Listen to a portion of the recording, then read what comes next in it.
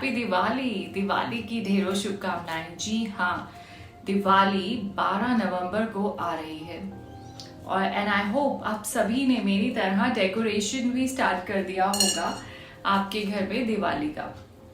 सो देखिए, दिवाली को हम मानते हैं पंच महापर्व के रूप में मनाते हैं। कई बार देखा है मैंने कि बहुत सारे लोग जो हैं वो सिर्फ और सिर्फ दिवाली वाले दिन दिवाली की पूजा करते हैं। लेकिन यदि आप इस पूरे महापर्व को इस तरह से मनाएं जैसे कि इस बार हम आपको बताएंगे, तो आप देखेंगे कि घर में कितनी सुख समृद्धि प्रॉस्पेरिटी आप लेकर आते हैं, क्योंकि ये सारे ही दिन बहुत अहम हैं। और मैं तो कहूँगी कि जैसे मैं सेलिब्रेट करती हूँ दिवाली पूरे कंप्लीट 1 वीक के लिए, उस तरह से आपको सेलिब्रेट करना चाहिए। और ये कब से स्टार्ट होती है? रमा एकादशी से। रमा एकादशी ये एक एकादशी, जैसे हमें पता है पूरे साल में एकादशियाँ आती हैं, उसी तरह से ये भी एकादशी है। लेकिन इसको रमा एकादशी क्यों बोलते हैं? क्योंकि ये बहुत खास है। रमा यानी कि लक्ष्मी जी का एक नाम है रमा। और जिस तरह से विष्णु जी को प्रिय है ये सारी एकादशी, उसमें से विष्णु प्रिया जो लक्ष्मी जी हैं उनके लिए ये खास मनाई जाती है। तो ये तो बहुत ही फेवरेट, दिल के बहुत पास है विष्णु जी के, तो इसीलिए आपको ये एकादशी ज़रूर मनानी है। और यहाँ से हम शुरू करेंगे अपनी दिवाली की सेलिब्रेशंस। और क्या करना है आपको? दिवाली एकादशी वाले दिन, क्योंकि ये 9 नवंबर को मनाई जाएगी, 8 नवंबर को जो एकादशी है वो उदया तिथि के बाद शुरू होगी और 9 नवंबर को वो सनराइज में स्टार्ट होगी। तो 10:41 AM तक, यानी 10:41 तक है। लेकिन हम उसी दिन सेलिब्रेट करेंगे क्योंकि सनराइज के साथ हुई है, उदया तिथि जिसे हम बोलते हैं। तो 9 नवंबर को एकादशी पे आपको क्या करना है? जैसे हम हमेशा नहा धोकर विष्णु जी की पूजा के लिए रेडी हो जाते हैं, उसी तरह से आपको एकादशी पे नहा धो के रेडी होकर एकादशी का यदि व्रत रखना है तो वो रखिए, नहीं रख सकते तो कोई बात नहीं। ओम नमो भगवते वासुदेवाय की चैंटिंग सारा दिन आप करें। उसके साथ में इवनिंग में विष्णु लक्ष्मी पूजन करेंगे। और कभी भी जब भी हम दिवाली की पूजा कर रहे हैं या वैसे भी, हम लक्ष्मी जी की आरती नहीं करेंगे। क्यों नहीं करेंगे आरती? उसका भी एक सिग्निफिकेंस है, क्योंकि जब हम आरती करते हैं तो आरती का मतलब है सबसे लास्ट में पूजा के आरती परफॉर्म होती है। और आरती का मतलब होता है कि जो भी भगवान इस जगह पर आए थे हमारी पूजा संपन्न करवाने के लिए, अब आपको नमस्कार है, अब आप अपने धाम को पधारें। लेकिन हम नहीं चाहते कि लक्ष्मी जी अपने धाम को पधारें, वो तो हमारे साथ ही रहनी चाहिए। उन्हीं के लिए तो हम सेलिब्रेट कर रहे हैं, उनको बुलाने के लिए। तो इसीलिए लक्ष्मी जी की आरती नहीं, लक्ष्मी जी चालीसा कर सकते हैं, आप लक्ष्मी स्तुति कर सकते हैं। और ये आप ज़रूर करें। लक्ष्मी सहस्त्र नाम आप पढ़ सकते हैं और लक्ष्मी विष्णु पूजन। उसके साथ आपको इवनिंग के समय घर में 11 दिए जलाने हैं, सरसों के तेल के दिए।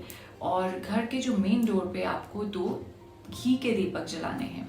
और एक दिया आप साउथ डायरेक्शन में जलाएंगे, एक दिया आप अपने वाटर टैप के पास, जहाँ पे भी किचन में वाटर टैप है या वॉशिंग एरिया में, जहाँ भी आपको लगता है उस जगह पे आप एक दिया वहाँ लगाएंगे। और इन सभी दियों में एक एक कौड़ी आप डालेंगे। और नेक्स्ट डे द्वादशी वाले दिन जब सुबह आप उठकर देखेंगे तो ये कौड़ियाँ आप इनमें से निकाल लेंगे, इन दियों में से, और इनको वॉश करके रख लेंगे, क्योंकि धनतेरस पे भी हम इनको यूज़ करेंगे।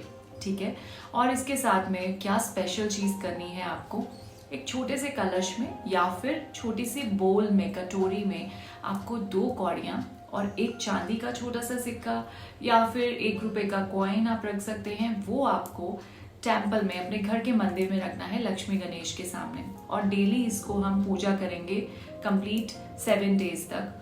और उसके बाद जब हमारी दिवाली पूजा खत्म हो जाएगी तो नेक्स्ट डे हम इसको छोटी से रेड कलर के क्लॉथ में बांध कर अपने सेफ में, तिजोरी में रख देंगे, जहां हम अपने एसेट्स यानी कि गोल्ड या फिर पैसे, जो भी आप अपनी बिलोंगिंग्स रखते हैं, वहाँ रख देंगे, जिससे कि थ्रू द ईयर आपके ऊपर लक्ष्मी जी की कृपा रहेगी।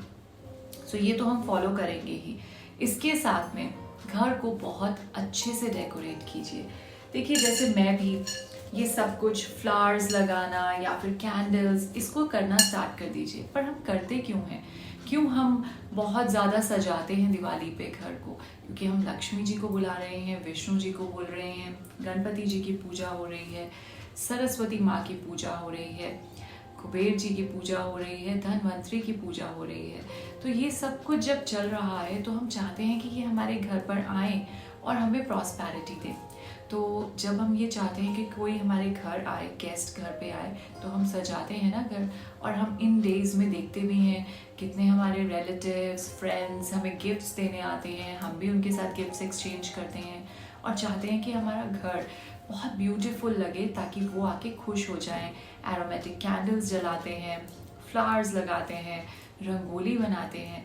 तो इससे हम ये कहते हैं कि लक्ष्मी जी प्रसन्न होंगी। अल्टीमेटली हमें नहीं पता कि जो भी हमारे घर में अतिथि आ रहे हैं, गेस्ट्स आ रहे हैं, किस रूप में जाने कब भगवान आ जाएं। तो इसीलिए जो भी गेस्ट आए, जो भी आपके रिलेटिव्स, फ्रेंड्स आए, उनको इस तरह से ट्रीट करें कि हमारे घर भगवान आ रहे हैं। ये हमारे लिए भगवान ही है। तभी तो इंडिया का, जो आपको मालूम है, हमारे भारत का एक कल्चर के अंदर ये चीज़ है कि अतिथि देवो भव, यानी जो अतिथि है वो भगवान समान है।